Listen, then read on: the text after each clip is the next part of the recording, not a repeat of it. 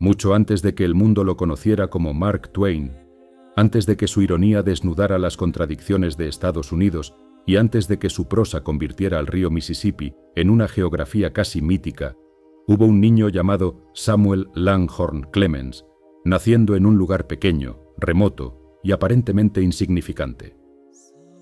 Vio la luz el 30 de noviembre de 1835 en Florida, Missouri, un poblado diminuto en una nación joven que avanzaba hacia el oeste con una mezcla de ambición, violencia y promesas incumplidas. Era el sexto de 7 hijos en una familia que aspiraba a la estabilidad, pero que viviría entre estrecheces, mudanzas y una incertidumbre persistente. Nada en aquel nacimiento parecía anunciar a uno de los grandes narradores del siglo XIX, y sin embargo, el mundo en el que creció ya estaba reuniendo los materiales de su futura voz. La frontera, la pobreza, la superstición, el humor, la muerte y el peso moral de la esclavitud. Cuando Samuel tenía 4 años, la familia Clemens se trasladó a Hannibal, Missouri, una villa ribereña situada junto al Mississippi que marcaría su imaginación para siempre. Allí el paisaje no era un simple telón de fondo, sino una fuerza viva que ordenaba el tiempo, el comercio y las aspiraciones de la comunidad. Los barcos de vapor aparecían como criaturas majestuosas que traían mercancías, rumores, aventureros y la sensación de que el mundo verdadero estaba siempre un poco más allá del horizonte. Hannibal era todavía una población de frontera, pero poseía el dinamismo suficiente para alimentar la fantasía de un niño atento. En sus calles convivían comerciantes, jornaleros, marineros, esclavistas, predicadores y muchachos que aprendían demasiado pronto que la respetabilidad pública y la brutalidad cotidiana podían habitar en la misma casa, en la misma iglesia y en la misma plaza. Décadas más tarde, buena parte de aquella materia reaparecería transformada en literatura. Pero la infancia de Samuel Clemens no transcurrió en una Arcadia inocente. Missouri era un estado esclavista, y Hannibal vivía dentro de ese orden moral torcido en el que la servidumbre forzada formaba parte de la normalidad social. El niño creció viendo de cerca a personas esclavizadas, escuchando los razonamientos con los que los adultos justificaban aquel sistema y absorbiendo, aunque sin comprenderla del todo, la tristeza que lo atravesaba. A esa realidad se sumaba otra igual de perturbadora: la violencia. En su niñez presenció episodios que dejaron una impresión duradera, entre ellos cadáveres, riñas letales y la fragilidad extrema de la vida en una comunidad donde las epidemias podían deshacer familias enteras. La mezcla de fascinación y espanto que más tarde definiría tantas páginas de su obra nació allí, no en los salones literarios ni en las capitales, sino en ese pueblo donde el esplendor del río convivía con el miedo, la enfermedad y una crudeza casi primitiva. La figura paterna añadió otra capa de gravedad a aquellos años. John Marshall Clemens, su padre, era un hombre severo, reservado y preocupado por el ascenso social, pero acosado por dificultades económicas que nunca logró dominar del todo. La familia arrastró deudas, vendió bienes y conoció la humillación silenciosa del deterioro material. En 1847, cuando Samuel tenía 11 años, su padre murió de neumonía. La pérdida fue un golpe decisivo, no solo por el dolor íntimo, sino porque empujó a la familia hacia una situación todavía más precaria. La niñez comenzó a cerrarse de manera abrupta. En una época en la que la muerte era una presencia frecuente, pero no por ello menos devastadora, aquel muchacho comprendió que el mundo adulto no estaba gobernado por la justicia ni por el mérito, sino por fuerzas más arbitrarias y más duras. Esa intuición temprana, amarga y lúcida, volvería una y otra vez en sus libros bajo la forma de sátira. Poco después, Samuel dejó la escuela y entró en el oficio que le abriría la primera puerta real hacia las palabras. En 1848 comenzó a trabajar como aprendiz de impresor en un periódico local, el Missouri Courier. El trabajo era humilde, mecánico y mal pagado, pero exigía disciplina visual, paciencia y contacto diario con el lenguaje impreso. Entre tipos móviles, tinta, columnas y plazos, el muchacho empezó a educarse de una manera distinta a la escolar. Aprendió a mirar cómo se ensamblaba una página, cómo una noticia encontraba forma y cómo una frase podía adquirir peso público al quedar fijada en papel. 3 años más tarde pasó a colaborar con su hermano Orion en el Hannibal Journal, donde trabajó como cajista y comenzó a publicar algunos textos breves y bocetos humorísticos. Sin saberlo aún, estaba haciendo 2 aprendizajes a la vez, el de artesano del lenguaje y el de observador de las debilidades humanas. Aquellos años fueron también una escuela secreta de escucha. Mientras componía líneas ajenas, Samuel recogía el habla de la calle, el ritmo de los puertos, los silencios tensos de las casas modestas y la fanfarronería de los hombres que querían parecer más importantes de lo que eran. Le interesaban los personajes fronterizos, vagabundos, muchachos indómitos, pilotos de vapor, bebedores, soñadores, estafadores menores y seres a quienes la respetabilidad no había domesticado del todo. Hannibal le ofrecía un repertorio humano incomparable. Las cuevas cercanas, las colinas, las travesuras infantiles, la presencia casi teatral del Mississippi y la convivencia cotidiana con la desigualdad fueron sedimentándose en su memoria. No era todavía un escritor célebre, ni siquiera un escritor profesional, pero ya estaba reuniendo el material profundo de una obra futura. No solo escenarios, sino tonos, contradicciones y una forma muy particular de mirar el mundo con asombro y desconfianza al mismo tiempo. En 1853, con 17 años y un oficio aprendido, Samuel Clemens dejó Hannibal. La salida no fue un gesto romántico, sino una necesidad y una promesa a la vez. Había adquirido suficiente experiencia como tipógrafo para intentar abrirse camino fuera de su ciudad natal, y comenzó una etapa de trabajo itinerante que lo llevaría por talleres de impresión y periódicos de distintas ciudades, entre ellas St. Louis, Nueva York y Filadelfia. A simple vista, parecía el recorrido común de un joven obrero en busca de salario y porvenir. Pero en su caso había algo más, una inquietud persistente, una sensación de que su vida debía rozar una escala mayor que la de la rutina provinciana. Ese impulso no tenía todavía una forma definida. No apuntaba aún hacia la literatura consagrada, ni hacia la celebridad, ni hacia el personaje público que algún día construiría con tanta eficacia. Apuntaba, más bien, hacia el movimiento, hacia el mundo, hacia aquello que todavía no sabía nombrar. Sin embargo, por debajo de los viajes y los empleos, seguía latiendo la atracción fundamental de su juventud, el Mississippi. En los recuerdos de aquellos años, el piloto de barco aparecía como la figura suprema, el hombre que dominaba la corriente, la noche, los bancos de arena y los riesgos invisibles del gran río. Samuel había salido de Hannibal, pero no había escapado a la llamada de esas aguas. Todo lo vivido hasta entonces parecía estar empujándolo hacia un escenario mayor. Allí, sobre el río, no solo encontraría un oficio prestigioso y peligroso, encontraría también el lenguaje simbólico que algún día le daría un nuevo nombre. Y cuando ese nombre llegara, arrastraría consigo toda la oscuridad y toda la comedia de la nación que lo había formado. Había oficios que daban de comer, y había oficios que parecían conferir una segunda naturaleza. Para Samuel Clemens, el pilotaje en el Mississippi pertenecía a esa categoría casi sagrada. Desde niño había visto a los pilotos de vapor como una aristocracia distinta, hombres que no mandaban ejércitos ni gobernaban estados, pero que dominaban algo más caprichoso y más peligroso. Un río inmenso que cambiaba de humor, de fondo y de cauce con una rapidez capaz de arruinar fortunas y sepultar embarcaciones. En el valle del Mississippi de la década de 1850, aquel oficio combinaba prestigio, técnica y una independencia que resultaba deslumbrante para un joven sin herencia, sin título y sin un lugar fijo en el mundo. Samuel no solo quería trabajar, quería entrar en esa hermandad severa que parecía conversar de igual a igual con la corriente, con la niebla y con la noche. En 1857, cuando tenía 21 años, tomó pasaje en un vapor rumbo a Nueva Orleans, con la idea vaga de buscar fortuna más al sur. Pero el viaje cambió de forma antes de concluir.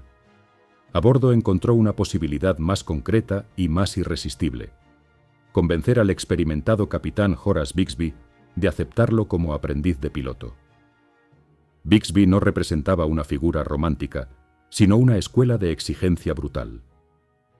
La formación no consistía en aprender algunas maniobras ni en memorizar unas pocas señales. Exigía conocer cada curva, banco de arena, árbol sumergido, remolino y alteración de la corriente a lo largo de cientos de millas.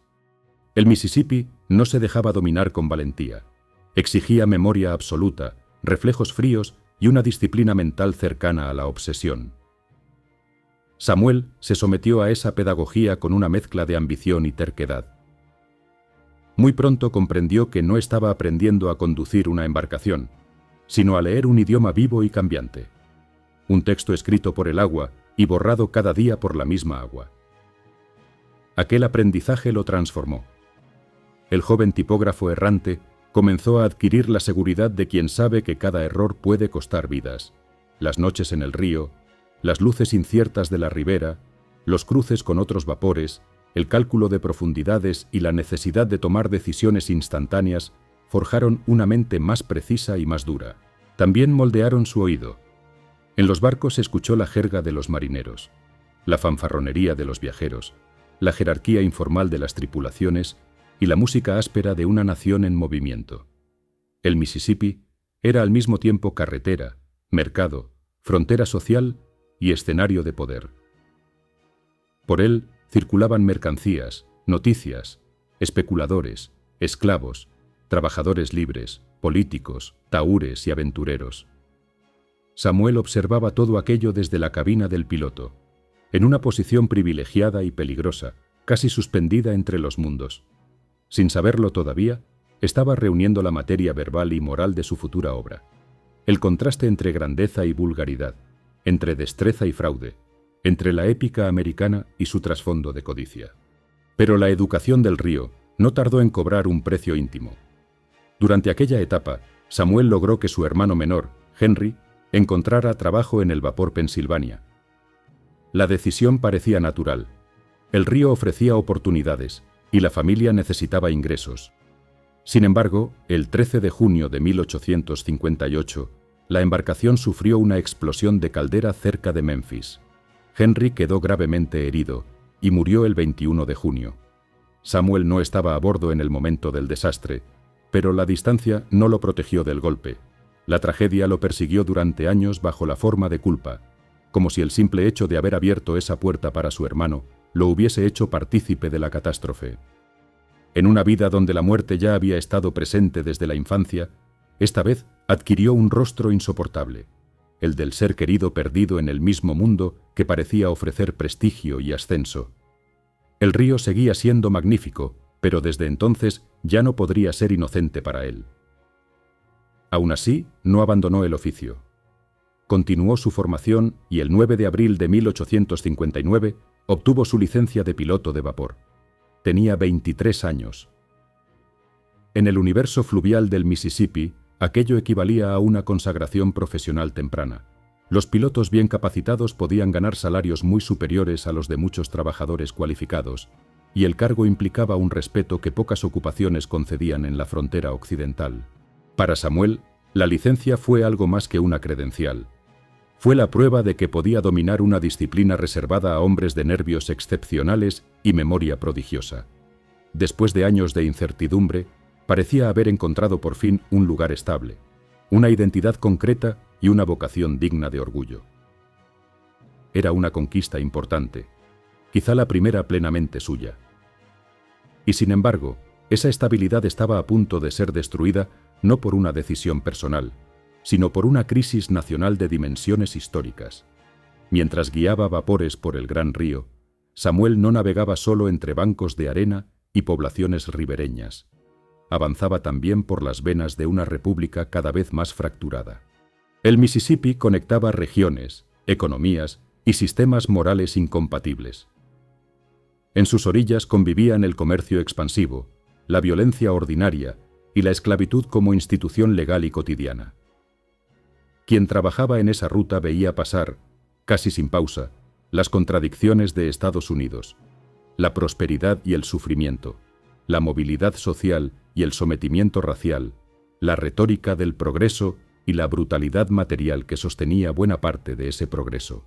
Samuel no elaboró aún una filosofía pública sobre todo ello, pero el río lo estaba educando en un realismo implacable.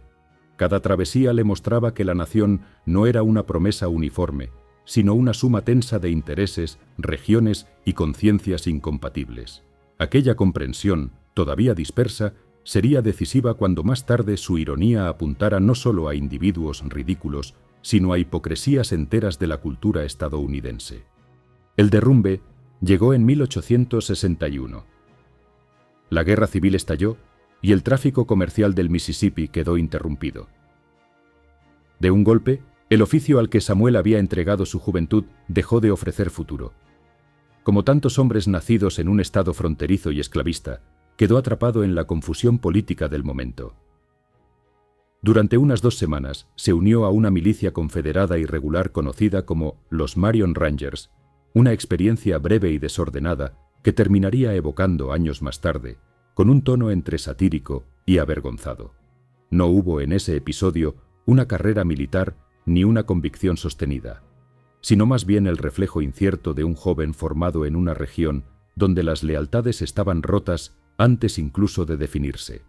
El río le había dado una profesión. La guerra se la arrebató casi de inmediato, dejándolo otra vez ante el vacío. Entonces apareció una nueva ruta, no hacia el sur ni por el agua, sino hacia el oeste seco y mineral de los territorios. Su hermano Orion, nombrado secretario del Territorio de Nevada por la administración de Abraham Lincoln, le ofreció acompañarlo. En julio de 1861, Samuel aceptó y partió desde Missouri en diligencia rumbo a Carson City. Abandonaba el mundo que había moldeado su imaginación con más fuerza que ningún otro. Dejaba atrás el río, los vapores, las noches de pilotaje y la única identidad profesional que había logrado conquistar con verdadera autoridad. Pero a veces, la historia despoja a un hombre precisamente para obligarlo a descubrir aquello que todavía no sabe ser. En el horizonte occidental no lo aguardaba la estabilidad, sino el desorden, la ambición minera, el periodismo de frontera y poco a poco una voz nueva. El piloto del Mississippi estaba desapareciendo. En su lugar empezaba a acercarse, todavía sin nombre definitivo, el escritor que aprendería a convertir toda pérdida en relato. Si estás disfrutando de este video, te invito a suscribirte, dejar tu like y compartir tu opinión en los comentarios. Ese es un pequeño gesto que nos ayuda a seguir creando contenido valioso para ti. Gracias por hacerlo. Sigamos entonces con la narración. Cuando Samuel Clemens dejó atrás el Mississippi en 1861 y avanzó hacia el oeste en una larga diligencia junto a su hermano Orion, no se dirigía hacia un destino claro, sino hacia un territorio donde casi todo parecía provisional. Nevada no era entonces un lugar de equilibrio, sino una extensión áspera, excitada por la fiebre minera, por el dinero rápido y por la sensación de que cualquier hombre podía enriquecerse en semanas o arruinarse en una sola tarde. Carson City, Virginia City y los asentamientos cercanos no tenían la solemnidad del este ni la tradición del sur. Eran laboratorios brutales de ambición. Allí convivían funcionarios improvisados, mineros agotados, tahúres, abogados, periodistas, comerciantes y aventureros que llegaban con un sueño y a menudo se marchaban con deudas, cicatrices o delirios.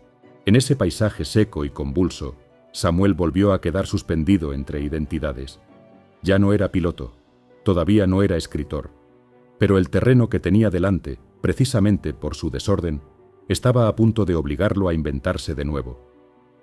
Durante un tiempo, intentó seguir el camino que tantos perseguían en el territorio de Nevada, el de la minería. La riqueza de la Comstock Lode, el primer gran descubrimiento de plata en Estados Unidos, descubierta pocos años antes, había desatado una fiebre comparable a una alucinación colectiva. El subsuelo parecía prometer una redención inmediata, y la sola posibilidad de hallar plata bastaba para reorganizar vidas enteras. Samuel participó de aquel impulso con la mezcla de credulidad, ironía y necesidad que lo acompañaría siempre.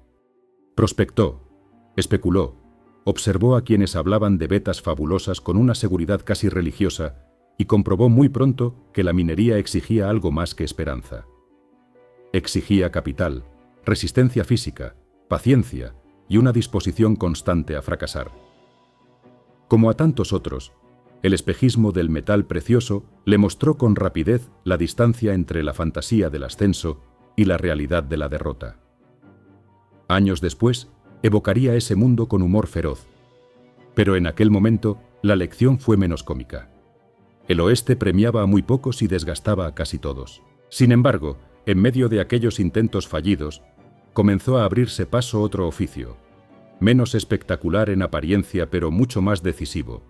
Samuel empezó a colaborar con periódicos locales, primero de manera ocasional y luego con mayor continuidad.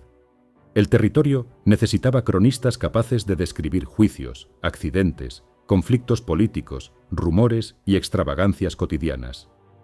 Necesitaba también una voz que entendiera el gusto del público por la sátira y la exageración. Samuel poseía ambas condiciones. Había aprendido en las imprentas de su juventud la mecánica del periódico, pero ahora descubría otra cosa: la posibilidad de convertir la observación en estilo. Sus artículos para el Territorial Enterprise de Virginia City comenzaron a llamar la atención no solo por la información que transmitían, sino por el tono. Había en ellos una mezcla singular de burla, energía verbal y mirada penetrante sobre la ridiculez humana. No se limitaba a registrar hechos, los iluminaba con una ironía que empezaba a diferenciarlo del resto. Fue en ese contexto cuando apareció el nombre que terminaría eclipsando al hombre que lo llevaba por dentro. El 3 de febrero de 1863 publicó por primera vez un texto firmado como Mark Twain. La explicación más aceptada vincula el seudónimo con la jerga fluvial del Mississippi. Mark Twain, o Marca II, una frase que indicaba una profundidad de 2 brazas, casi 4 metros, profundidad segura para la navegación. No deja de haber en ello una extraña justicia. El joven que había perdido su carrera de piloto por causa de la guerra, rescataba del río una expresión técnica y la convertía en identidad literaria. Era como si el mundo que había quedado atrás regresara, ya no como oficio, sino como máscara, memoria y emblema. A partir de entonces, Samuel Clemens no desaparecería del todo, pero empezaría a vivir detrás de un nombre más afilado, más visible y más apto para circular por periódicos, conferencias y libros. En el oeste árido había comenzado a renacer el hijo del Mississippi. El nuevo nombre no transformó de inmediato su suerte, pero sí le permitió consolidar un personaje periodístico. En Virginia City, Mark Twain fue afinando un modo de escribir que convertía cada escena local en una pequeña radiografía de la vanidad, la impostura o el absurdo. El oeste le ofrecía material inagotable: duelos ridículos, funcionarios pomposos, buscadores de fortuna arruinados, charlatanes, pleitos, borrachos elocuentes y toda una sociedad improvisada que intentaba parecer respetable mientras todavía olía a pólvora, barro y codicia. Aquella sociedad, tan reciente y tan insegura de sí misma, era un terreno ideal para la sátira. Twain comprendió que el humor no servía solo para divertir, sino también para desnudar. Bajo la risa podían asomar la estupidez, la crueldad, la mentira y el autoengaño. Esa intuición sería una de las armas principales de toda su obra futura. Había rivalidades feroces entre periódicos, susceptibilidades políticas, ofensas personales y una cultura del honor que podía convertir una columna irónica en una amenaza física. En 1864, después de verse envuelto en una disputa que incluía la posibilidad de un duelo, Twain dejó Virginia City y se trasladó a San Francisco. El movimiento no fue una simple huida, también fue un ascenso hacia un mundo periodístico y literario más amplio. San Francisco ofrecía una vida cultural más compleja que la de los campamentos mineros, aunque seguía conservando la energía abrupta del Pacífico americano. Allí Twain trabajó como periodista, frecuentó círculos bohemios y comenzó a ampliar el alcance de su escritura. El observador del territorio minero empezaba a convertirse en un autor capaz de interesar a lectores fuera del oeste. La verdadera consagración llegó en 1865 con La célebre rana saltadora del condado de Calaveras. El relato, construido a partir de una anécdota oral y narrado con una destreza que fingía sencillez, obtuvo una recepción extraordinaria. Al final de este video podremos escuchar la narración de este relato. Twain no inventó de la nada el humor estadounidense, pero sí logró algo decisivo: demostrar que la lengua coloquial, las voces populares y la exageración regional podían conquistar un lugar central en la literatura nacional. La historia del sapo saltador no solo hizo reír, reveló que aquel periodista de frontera sabía manipular ritmos, registros y expectativas con precisión de artesano consumado. En un país donde la literatura todavía luchaba por desprenderse de modelos europeos demasiado elegantes o demasiado rígidos, la aparición de ese relato fue una señal poderosa. Había surgido una voz nueva, hecha de oído popular, irreverencia y observación despiadada. Aún así, el éxito no trajo estabilidad definitiva. Twain seguía siendo, en muchos sentidos, un hombre en tránsito. Todavía no había escrito sus grandes novelas, todavía no había conquistado el reconocimiento mundial y todavía no terminaba de decidir si su destino estaba en el periódico, en la conferencia pública o en libros de mayor ambición. En 1866 recibió un encargo que ampliaría de manera decisiva su horizonte: viajar a las Islas Sandwich, hoy Hawái, como corresponsal del Sacramento Union. Aquella misión parecía una comisión periodística más, pero escondía algo mayor. El hombre nacido en Missouri, formado entre imprentas, vapores y campamentos mineros, estaba a punto de descubrir una forma nueva de fama: la del narrador que convierte el viaje en espectáculo, observación y crítica. El seudónimo ya existía, la voz también. Lo que faltaba era el escenario donde ambas pudieran expandirse sin retorno. Y ese escenario comenzaba a abrirse, inmenso, frente al océano. Cuando Mark Twain partió en 1866 hacia las Islas Sandwich como corresponsal del Sacramento Union, todavía era un periodista conocido sobre todo en los márgenes del oeste estadounidense. Tenía reputación, ingenio y un nombre que comenzaba a circular con fuerza, pero aún no poseía esa forma más duradera de celebridad que convierte a un autor en una presencia nacional. El viaje a Hawái alteró ese equilibrio. Allí encontró un paisaje volcánico, una sociedad distinta a la del continente y un escenario ideal para desplegar una mirada que mezclaba curiosidad, ironía y capacidad descriptiva. Sus crónicas no se limitaban a enumerar lugares, convertían la experiencia en relato. Sabían observar lo insólito, sin perder el pulso humorístico, y al mismo tiempo dejaban ver que detrás del bromista empezaba a afirmarse un narrador de mayor alcance. Aquella expedición fue importante no solo por lo que mostró, sino porque le enseñó a transformar el viaje en una forma de espectáculo intelectual. A su regreso al continente, Twain descubrió que sus experiencias podían tener otra vida fuera del periódico. Comenzó a dar conferencias sobre Hawái y el resultado fue decisivo. En el escenario apareció una nueva dimensión de su talento, la del orador. No era un conferencista solemne ni un moralista disfrazado de erudito. Su fuerza residía en la aparente naturalidad con la que encadenaba observaciones, pausas, exageraciones calculadas y remates inesperados. Hablaba como quien parece desviarse sin rumbo, pero cada desvío estaba al servicio del efecto. El público respondía con entusiasmo. En una época en que la conferencia pública era a la vez entretenimiento, educación y prestigio social, Twain comprendió que podía conquistar auditorios del mismo modo en que había conquistado lectores, mediante una inteligencia que sabía disfrazarse de desenfado. No solo había encontrado un modo de ganar dinero, había descubierto una plataforma nacional. El paso siguiente llegó en 1867, cuando se embarcó en el viaje del Quaker City, una excursión organizada para estadounidenses acomodados que recorrería Europa y Tierra Santa. El proyecto combinaba turismo, curiosidad cultural y una cierta aspiración moral, pero Twain lo miró desde un ángulo muy distinto. Mientras muchos viajeros estadounidenses cruzaban el Atlántico buscando la confirmación reverente de la grandeza europea, él llevaba consigo un impulso menos obediente. No viajaba para arrodillarse ante ruinas y catedrales, sino para observar cómo sus compatriotas reaccionaban ante ellas, cómo convertían la cultura en ceremonia social y cómo el prestigio de lo antiguo podía alimentar nuevas formas de vanidad. A bordo del Quaker City no solo viajaba un periodista. Viajaba un satírico que había aprendido a detectar la afectación con una rapidez implacable. Las cartas que envió durante esa travesía fueron recibidas con entusiasmo.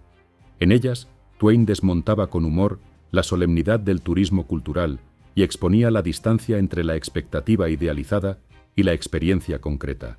Europa no aparecía como un santuario intocable, sino como un espacio real, a veces magnífico, a veces decepcionante, siempre susceptible de ser observado sin genuflexión. Ese gesto resultó profundamente novedoso para muchos lectores estadounidenses. Twain ofrecía una mirada democrática, irreverente y modernísima sobre lugares que hasta entonces habían sido tratados con una reverencia casi obligatoria. No negaba la historia ni la belleza, pero se resistía a aceptar que el prestigio bastara por sí solo para suspender el juicio. Esa actitud convertía al viajero en algo más que un cronista agudo, lo transformaba en intérprete de una nueva sensibilidad nacional. De aquel material nació Guía para Viajeros Inocentes. El libro fue un éxito extraordinario.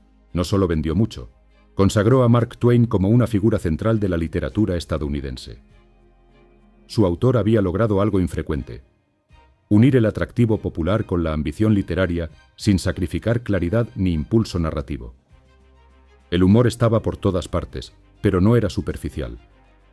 Servía para desmontar ilusiones, exhibir la estupidez, revelar la teatralidad de la vida social y, de paso, afirmar una voz genuinamente estadounidense frente a la tradición cultural europea.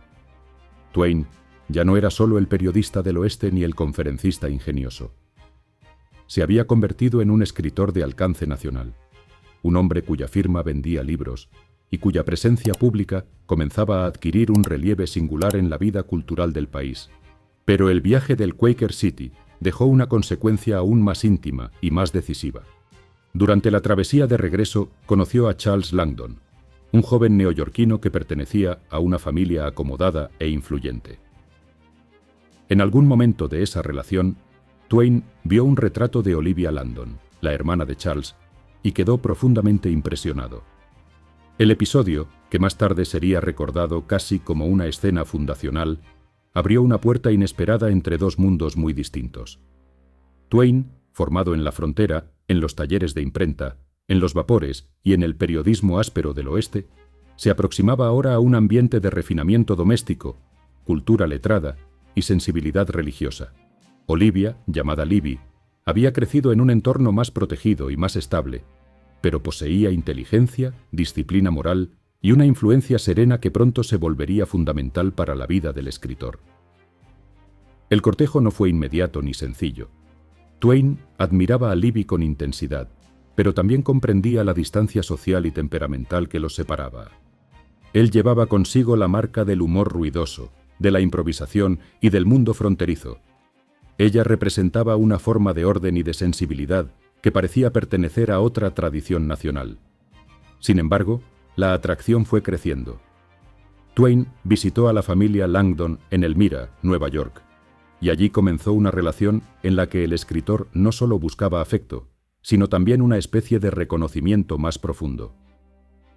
Libby no fue una mera espectadora de su carrera. Muy pronto se convirtió en lectora atenta, crítica exigente y presencia reguladora. Allí donde Twain tendía al impulso, ella aportaba medida. Allí donde su imaginación se inclinaba hacia la expansión tumultuosa, ella ofrecía estructura. En febrero de 1870 contrajeron matrimonio. La unión significó mucho más que un episodio sentimental. Marcó el paso de Twain hacia una etapa de consolidación personal y profesional. El antiguo aventurero del oeste comenzaba a integrarse, aunque nunca del todo, en los círculos culturales del este. El matrimonio lo acercó a una vida más estable, a una red social distinta y a un tipo de legitimidad que ningún campamento minero ni ninguna sala de redacción podían ofrecerle. Sin embargo, aquella integración no borró la tensión que lo definía. Seguía siendo, en esencia, un observador escéptico del mundo respetable. Solo que ahora observaba ese mundo también desde dentro. Esa posición doble, a la vez participante y crítica, enriquecería notablemente su obra posterior. En esos años, Twain se fue alejando del simple papel de humorista para convertirse en una figura literaria más compleja. El éxito de Guía para viajeros inocentes demostraba que el público lo seguía con fervor, pero también planteaba una pregunta más exigente: si aquella voz podía sostener obras de mayor profundidad y duración. El país mismo estaba cambiando. La guerra civil había terminado. La reconstrucción avanzaba entre conflictos y el capitalismo estadounidense comenzaba a expandirse con una energía voraz. Twain, ya casado y cada vez más visible, observaba esa transformación desde una posición privilegiada. Había conocido la frontera, el río, el oeste minero, el Atlántico y los salones del este. Pocos escritores de su tiempo reunían una experiencia tan variada del país real. La materia de una gran obra estaba al alcance de su mano. Sin embargo, el ascenso traía consigo una exigencia silenciosa. La celebridad podía multiplicarse con rapidez, pero también podía volverse máscara, carga y obligación. Twain había logrado fabricar un nombre, una voz y una presencia pública capaces de seducir a miles. Ahora debía demostrar que detrás del personaje existía un autor dispuesto a ir más lejos, a penetrar en la infancia, en la memoria, en la nación y en sus propias contradicciones con una profundidad mayor que la de la pura ocurrencia brillante. El viajero había regresado del mundo convertido en figura nacional. Lo que todavía no sabía era que sus libros más perdurables no nacerían de los mares lejanos ni de las ruinas de Europa, sino del regreso literario a un río, a unos muchachos y a una América que aún no terminaba de entenderse a sí misma. Después del éxito de Guía para viajeros inocentes y de su matrimonio con Olivia Langdon, Mark Twain entró en una etapa de consolidación que parecía reunir, por fin, prestigio, estabilidad y dirección. En los primeros años de la década de 1870, se instaló con su familia entre Buffalo y luego Hartford, Connecticut, una ciudad que se convertiría en uno de los grandes escenarios de su madurez intelectual. Hartford no era el territorio salvaje del oeste ni la ribera movediza del Mississippi, pero ofrecía algo que Twain necesitaba para transformarse en un autor de largo aliento: orden doméstico, redes editoriales, interlocutores cultos y una rutina menos errática. En ese ambiente escribió, corrigió, dio forma a proyectos más ambiciosos y comenzó a construir la parte más perdurable de su carrera.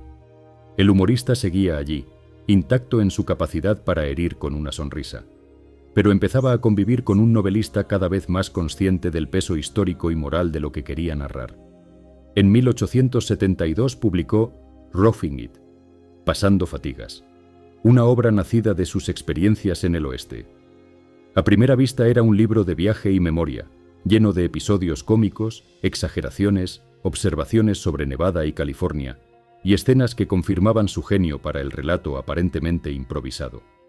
Pero bajo esa superficie se advertía algo más importante. Twain estaba aprendiendo a organizar el caos de su propia vida en una estructura narrativa amplia, sostenida y eficaz. No se trataba ya de una suma de artículos o conferencias brillantes, sino de una obra capaz de convertir la experiencia dispersa en una visión de conjunto sobre la ambición, la credulidad, la violencia y el absurdo de la expansión estadounidense. El antiguo periodista de frontera se estaba convirtiendo en un arquitecto de la memoria. Un año después, apareció una obra aún más significativa para entender su evolución: The Gilded Age, La Edad Dorada, escrita en colaboración con Charles Dudley Warner y publicada en 1873. El título de la novela terminaría dando nombre a toda una época de la historia de Estados Unidos, marcada por la ostentación, la especulación, la corrupción política y la prosperidad desigual de la posguerra. Twain comprendió con notable lucidez que el país no estaba entrando simplemente en una era de crecimiento, sino en una etapa donde el brillo material recubría profundas deformaciones morales. La imagen del dorado superficial era exacta, una capa resplandeciente ocultando codicia, fraudes y desigualdades. Con ese libro, su sátira dejó de limitarse a tipos humanos o episodios locales y comenzó a señalar mecanismos enteros de la vida nacional. Su mirada se volvía más estructural, más histórica y más incisiva. Pero fue en el regreso literario a la infancia donde Twain encontró su forma más poderosa. En 1876 publicó Las aventuras de Tom Sawyer, obra ambientada en un pueblo ribereño que debía mucho a la Hannibal de su niñez. Allí aparecieron de nuevo el Mississippi, las travesuras juveniles, las cuevas, la escuela, la superstición popular y la frontera entre el juego y el peligro. Sin embargo, el libro no era una simple evocación nostálgica. Aunque estaba atravesado por una energía lúdica incomparable, también revelaba la tensión entre la inocencia infantil y un mundo adulto lleno de violencia, hipocresía y castigo. Twain había descubierto que la memoria podía funcionar como una máquina de revelación moral. Al contar a los muchachos del río, no estaba escapando hacia el pasado. Estaba interrogando el origen mismo de la sociedad que los había formado. Ese descubrimiento alcanzó una profundidad todavía mayor en la novela que ocuparía largos años de trabajo, interrupciones y dudas, Las aventuras de Huckleberry Finn. Comenzó a escribirla poco después de Tom Sawyer, pero el proceso fue irregular y complejo. Twain comprendía que aquel nuevo libro lo llevaba a un territorio más delicado. Huck no era solo un muchacho libre y astuto, era también el testigo ideal de un mundo contaminado por la esclavitud, por la violencia y por la confusión moral de una sociedad que se decía cristiana, mientras degradaba a seres humanos. A su lado, Jim, el esclavo fugitivo, introducía en la novela una dimensión ética que desbordaba el simple humor aventurero. Twain no avanzaba ya por el terreno seguro de la comicidad, sino por la zona más arriesgada de la conciencia nacional. El largo intervalo entre la concepción y la publicación del libro mostró hasta qué punto la obra le exigía algo más que oficio. Huckleberry Finn, finalmente publicada en el Reino Unido en 1884 y en Estados Unidos en 1885, supuso una innovación profunda en la literatura de lengua inglesa. Twain construyó la narración desde una voz que parecía oral, directa, imperfecta y auténtica, apartándose del tono elevado que muchos seguían considerando más literario. Esa elección tenía una fuerza revolucionaria.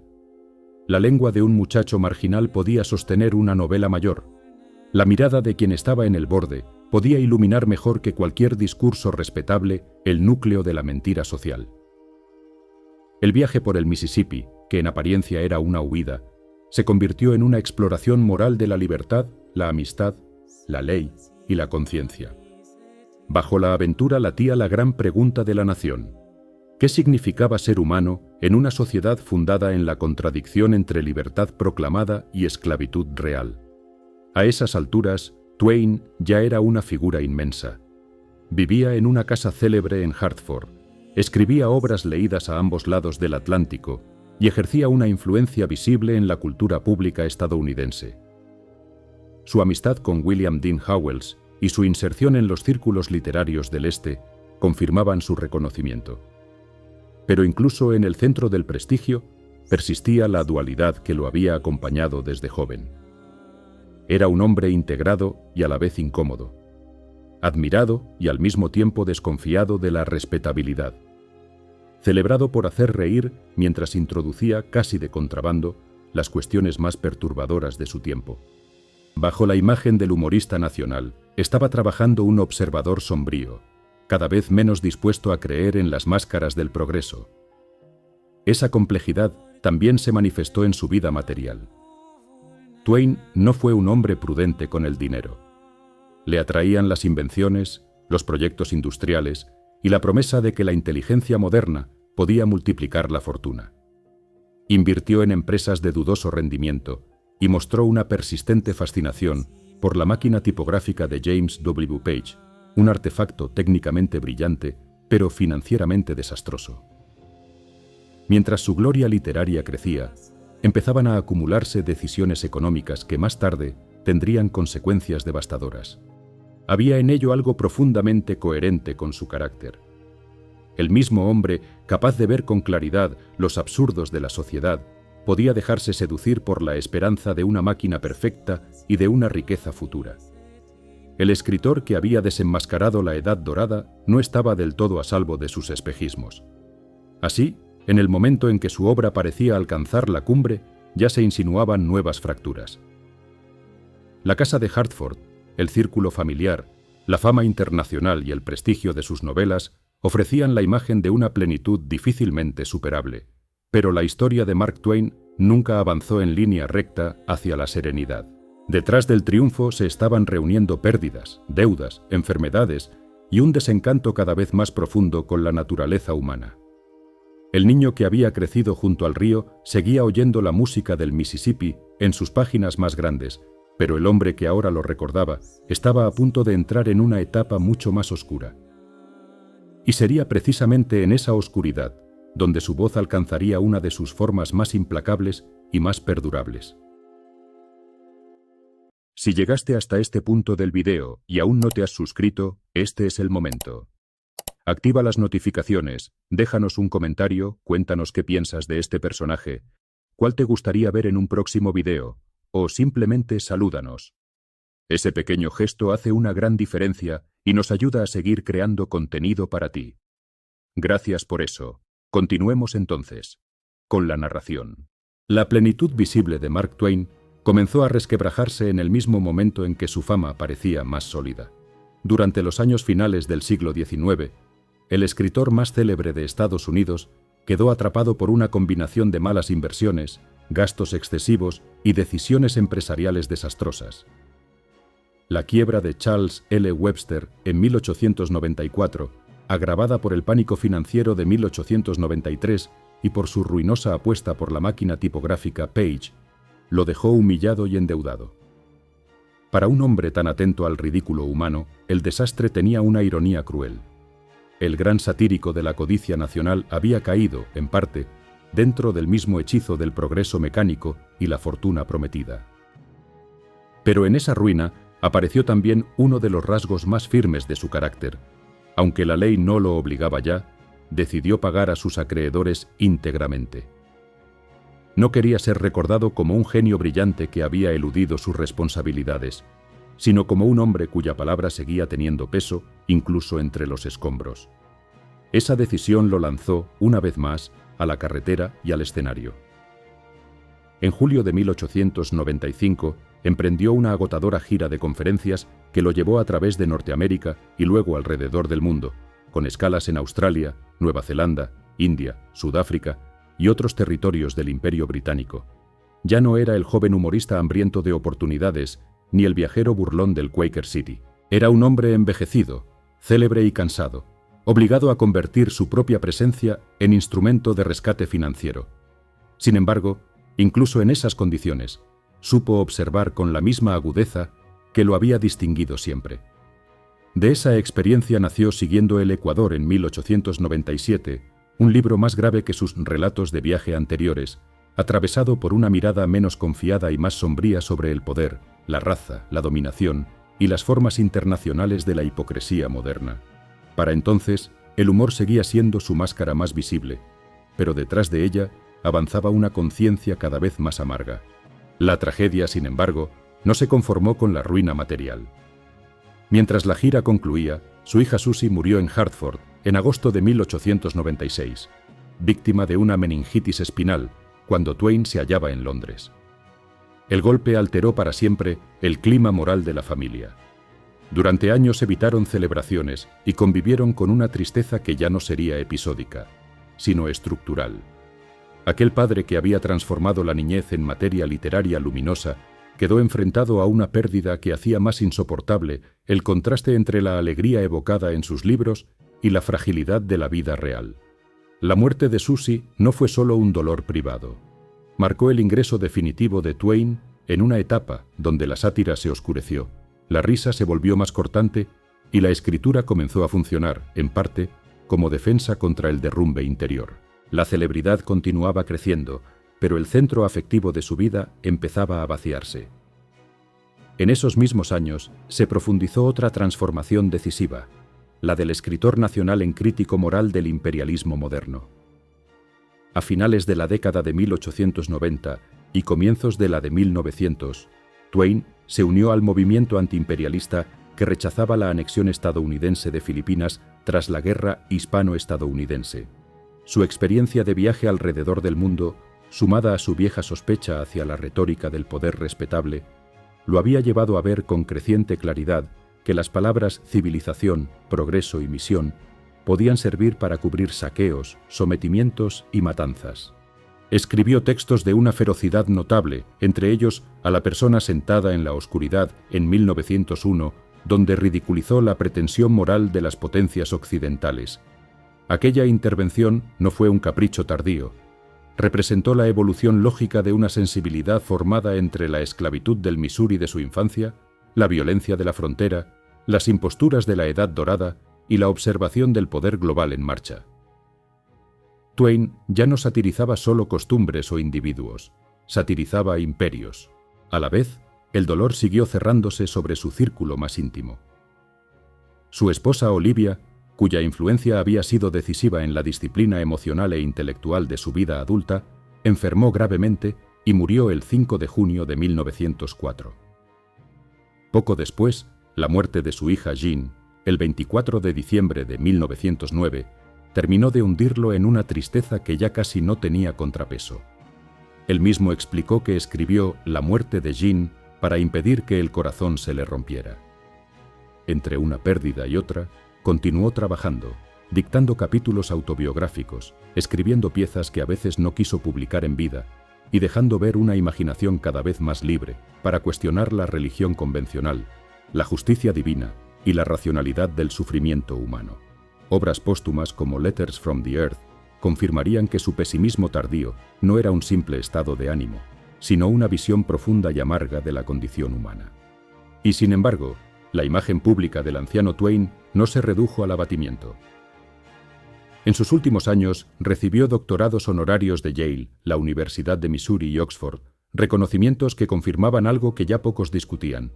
Aquel antiguo aprendiz de imprenta y piloto del Mississippi había ingresado en el canon de las letras universales.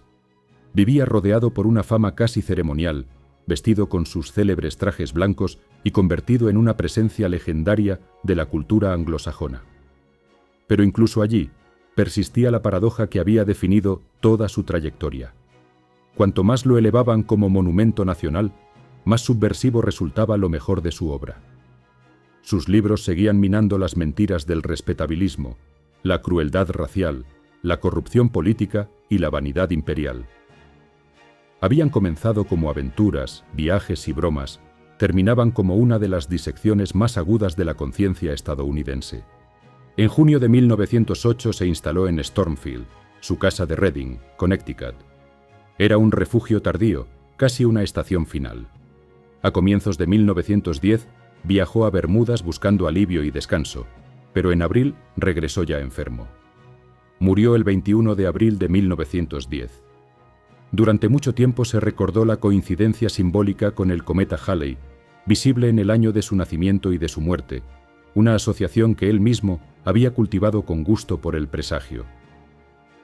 La imagen resulta apropiada, no por superstición, sino por su potencia narrativa. Parecía natural que una vida tan marcada por la ironía, el espectáculo y la conciencia del destino se cerrara bajo un signo celeste. Con su muerte terminaba una biografía extraordinaria, pero no el proceso que más importaba. Porque a esa altura, Samuel Clemens ya había sido absorbido por completo por Mark Twain, y Mark Twain había dejado de pertenecer únicamente a su siglo. Su legado fue inmenso y contradictorio, como el país que retrató. Ayudó a legitimar la lengua hablada como vehículo de gran literatura. Dio forma a personajes que se volvieron mitos nacionales y obligó a la ficción estadounidense a mirar de frente la esclavitud, la violencia, la infancia, la mentira social y la ambigüedad moral del progreso. Tom Sawyer capturó el resplandor de la niñez fronteriza.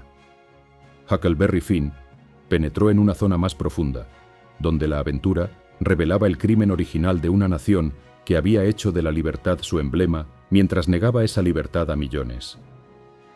Por eso su obra no sobrevivió solo por divertida, sino por incómoda. Su humor perduró porque nunca fue un adorno, sino un bisturí. Y en esa combinación de música popular, mirada despiadada y compasión intermitente, encontró una forma de permanencia que pocos escritores alcanzan.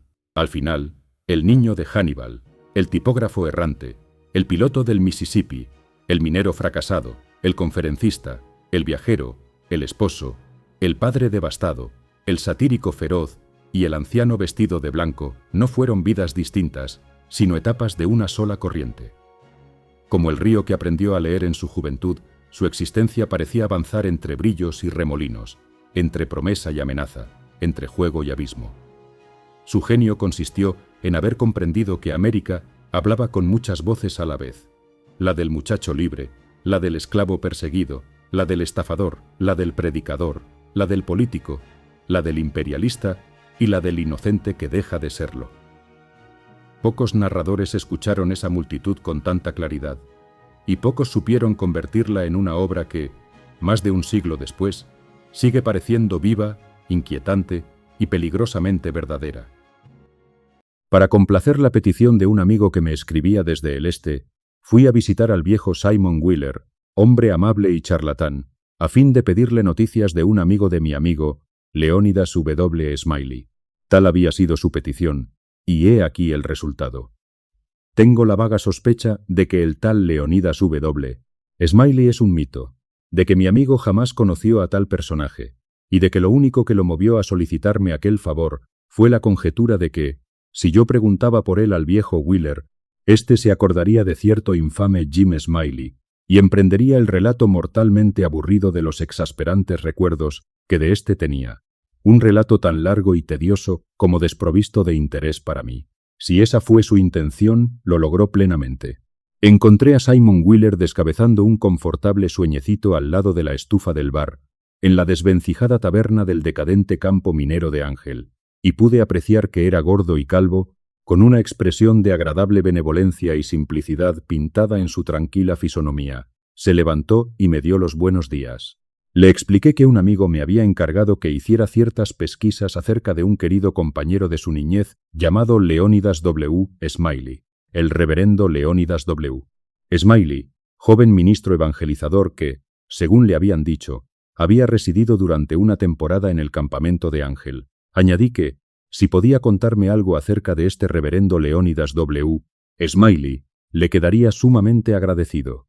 Simon Wheeler me condujo hasta un rincón, y tras sentarse, impidiéndome el paso con su silla, emprendió la monótona narración que sigue a este párrafo.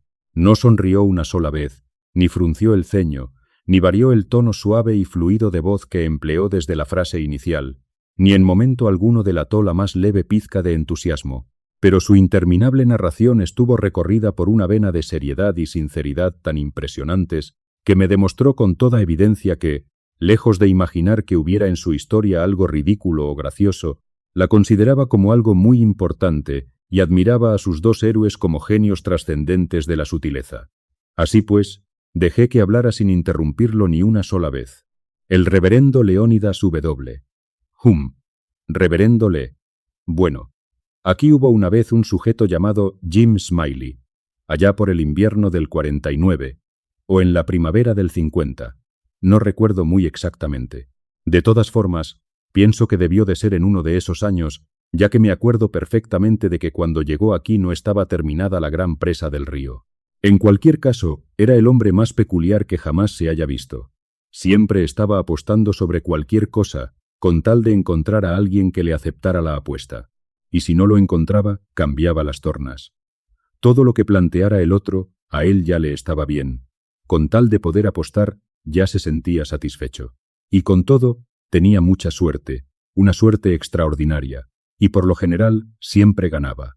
Estaba constantemente dispuesto a correr cualquier riesgo. No se podía mencionar una sola cosa sobre la que no se prestara a apostar, sin importarle mucho qué bando tomar, tal como antes le he dicho, que había una carrera de caballos. Pues allí lo tenía usted, todo colorado de alegría o sin un solo centavo al terminar. Que había una pelea de perros. Pues allí que apostaba. Que había una pelea de gatos. También apostaba. ¿Que era de gallos? Lo mismo. Incluso si veía a dos pájaros posados en alguna rama, apostaba sobre cuál sería el primero en emprender el vuelo.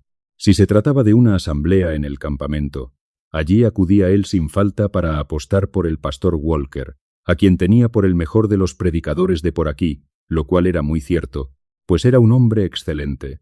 Incluso si veía una sabandija arrastrándose hacia algún sitio, le apostaba a usted sobre lo que tardaría en llegar a su destino. Y si le aceptaba la apuesta, era capaz de seguir a la sabandija hasta México solo por enterarse de a dónde se dirigía y cuánto tiempo le llevaría. Muchos de los chicos de por aquí conocieron a este Smiley y pueden hablarle de él. En fin, que no hacía distingos, todo le parecía bien para apostar.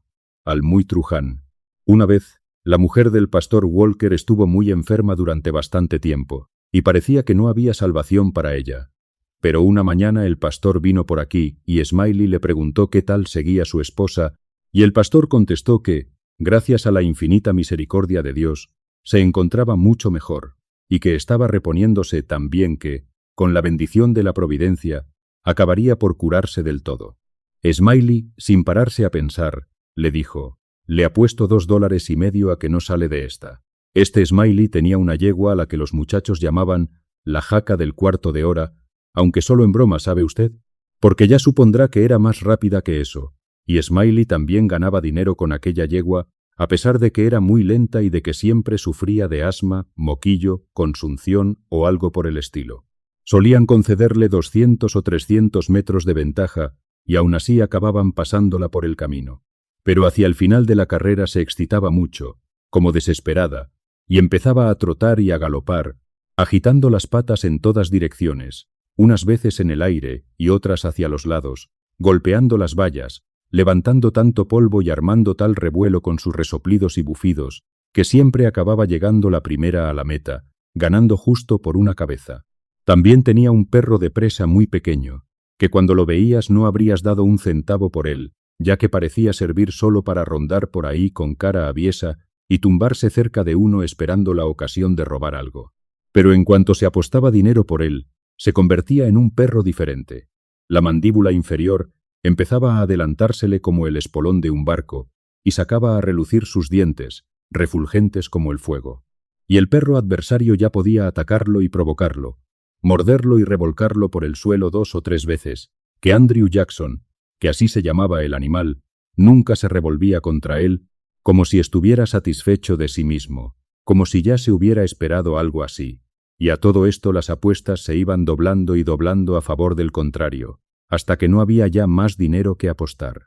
Entonces, de repente, agarraba al otro perro por el lugar preciso de la articulación de la pata trasera, y ya no lo soltaba, no lo mordía, ¿comprende? Sino que se limitaba a aferrarse a él hasta que los otros tiraban la esponja, así tuviera que aguantar un año.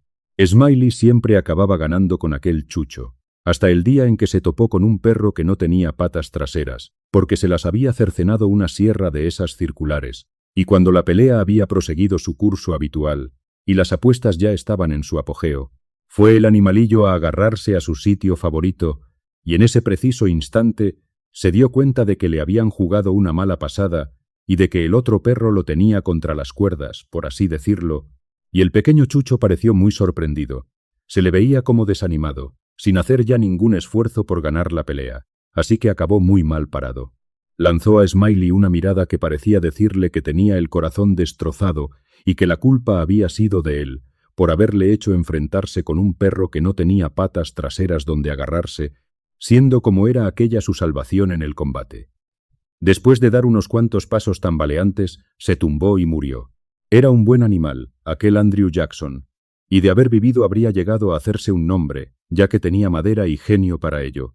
Estoy seguro de ello, porque, pese a que nunca tuvo oportunidad de demostrarlo, y las circunstancias no le acompañaron, no tendría sentido que un perro como aquel pudiera pelear así, si no hubiera tenido talento. Siempre me pongo triste cuando pienso en su último combate y en la forma en que acabó. Pues sí, este Smiley tenía terriers, gallos de pelea, gatos y toda clase de bestias por el estilo, hasta el punto de no darte tregua, y ya podías presentarte con cualquier animal que él siempre aceptaba la apuesta con el suyo. Una vez cogió una rana, se la llevó a su casa y dijo que iba a dedicarse a educarla, y durante 3 meses no hizo otra cosa que enseñar a aquel animalito a saltar en el patio de atrás de su casa. Y vaya si aprendió. Le daba un golpecito en el trasero. y al momento veías la rana surcando los aires como un buñuelo de viento. Luego daba una voltereta, o incluso dos, si había tomado bastante impulso, y caía con las patas bien planas y en buena postura, como un gato. También la adiestró en el ejercicio de coger moscas, y la sometió a una práctica tan constante que podía atrapar cualquiera que se pusiera al alcance de su vista. Smiley decía que todo lo que necesitaban las ranas era educación, y que podían hacer casi cualquier cosa, y yo le creía. Mire usted, lo he visto poner ahí mismo, en el suelo, a Daniela Webster, que así se llamaba la rana, y decirle canturreando, «Moscas, Daniela, moscas». Y antes de poder parpadear la rana, daba un salto y atrapaba a una mosca ahí, en la barra, y volvía a caer al suelo tan firme como una bola de barro, y se ponía a rascarse la cabeza con su pata trasera con la mayor indiferencia, como si no tuviera ni idea de estar haciendo nada más de lo que cualquier otra rana podría hacer. Jamás se ha visto una rana tan modesta y campechana como aquella, a pesar de estar tan bien dotada. Y cuando se trataba de saltar sobre terreno plano, salvaba más espacio de un solo bote que cualquier otro animalito de su especie. Saltar en terreno llano era su punto fuerte, ¿comprende? Y en esos casos, Smiley apostaba hasta el último centavo que le quedara. Smiley estaba terriblemente orgulloso de su rana, y tenía motivos para ello, ya que gentes que habían viajado por todo el mundo coincidían en afirmar que superaba a cualquier rana que hubieran visto nunca. Pues bien, el caso es que Smiley guardaba la bestezuela en una cajita enrejada y solía traerla aquí al campamento para apostar. Un día, un individuo, que no era de por aquí, se lo encontró con su cajita y le preguntó, «¿Qué es lo que lleva usted en esa caja?» Y Smiley repuso, con tono indiferente, «Podría ser una cotorra, o podría ser un canario, pero no lo es. No es más que una rana». Y el tipo cogió la cajita, la examinó cuidadosamente, volviéndola de un lado y de otro, y dijo, «Yum, ya lo veo. Bueno, ¿y para qué sirve?» «Y, bueno», dijo Smiley, cautelosamente y con aire despreocupado. «Sabe hacer muy bien una cosa. A mi entender, puede vencer saltando a cualquier rana del condado de Calaveras». El individuo volvió a coger la cajita, la contempló larga y detenidamente y se la devolvió a Smiley, diciendo con mucho retintín, «Pues no veo nada en esta rana que indique que sea mejor que otra cualquiera». «Tal vez usted no lo vea», le contestó Smiley. «Tal vez entienda usted de ranas, tal vez no. Podría ser un experto, o podría no ser más que un aficionado. En todo caso, yo tengo mi opinión ya formada, y le apuesto a usted $40 a que mi rana derrota saltando a cualquier otra del condado de Calaveras». Su interlocutor se quedó un minuto pensativo, diciendo luego con triste resignación, «Verá, yo no soy más que un forastero y no tengo ninguna rana, pero si la tuviera aceptaría su apuesta». Entonces Smiley repuso, «Está bien, no se preocupe. Si me sostiene la caja durante un minuto, iré a buscarle una». El tipo cogió la caja, puso sus $40 al lado de los de Smiley y se sentó a esperar. Permaneció allí durante un buen rato, entregado a sus reflexiones, y luego sacó la rana, le abrió la boca y con una cucharita se la llenó de perdigones casi hasta la barbilla. Después la depositó en el suelo. Entretanto, Smiley había ido a la charca, donde estuvo chapoteando en el barro durante un buen rato. Finalmente, cogió una rana y se la llevó a aquel individuo diciéndole, «Ahora, si está usted dispuesto, póngala al lado de Daniela, con las patas delanteras alineadas a la misma altura, y yo daré la señal de partida». Acto seguido dijo, «1, 2, 3, ya». Smiley y aquel tipo tocaron a sus ranas por detrás, y la nueva saltó con gran ímpetu. En cambio, Daniela pareció lanzar un suspiro y levantar los hombros, así, como un francés. Pero todo fue en vano, no podía moverse. Estaba plantada tan firmemente sobre el suelo como una iglesia, y no podía avanzar, como si estuviera anclada. Smiley se quedó muy sorprendido, y también muy disgustado, pero naturalmente no tenía ni idea de qué podía pasarle a la rana. El individuo cogió el dinero y se dispuso a marcharse. Cuando había llegado a la puerta, apuntó con el pulgar por encima de la espalda, así, hacia Daniela, y volvió a decir con mucho retintín, «Pues no veo nada en esta rana que indique que sea mejor que otra cualquiera». Smiley se quedó rascándose la cabeza y contemplando a Daniela durante un buen rato, hasta que al fin dijo: «¿Qué puede haberle pasado a esta rana para no saltar? Es como si le sucediera algo raro, parece como si estuviera hinchada». Y cogiendo a Daniela por la piel del cuello, la levantó del suelo. «Que me lleve el diablo si no pesa al menos 5 libras». Y, poniendo la boca abajo, la hizo arrojar 2 puñados de perdigones. Entonces comprendió la treta y se puso hecho una auténtica furia. Dejó la rana en el suelo y salió en persecución de aquel individuo sin lograr darle alcance. Y, al llegar a este punto, Simon Wheeler oyó que lo llamaban desde el patio de delante y fue a ver de qué se trataba. Antes de salir, se volvió hacia mí y me dijo: «Quédese aquí, forastero, y espéreme. Enseguida vuelvo. Pero, con el permiso de ustedes, no consideré que la continuación de la historia del emprendedor vagabundo Jim Smiley me proporcionara mucha información concerniente al reverendo Leónidas W. Smiley, así que me dispuse a marcharme. Ya en la puerta, me encontré al sociable Wheeler, que regresaba, y volvió a engancharme y a reanudar su relato. Pues bien, este Smiley tenía una vaca de color amarillento y tuerta, que no tenía por rabo más que un corto muñón, como una banana, y, sin embargo, careciendo tanto de tiempo como de disposición para ello, no esperé a escuchar más acerca de aquella desdichada vaca, y me marché.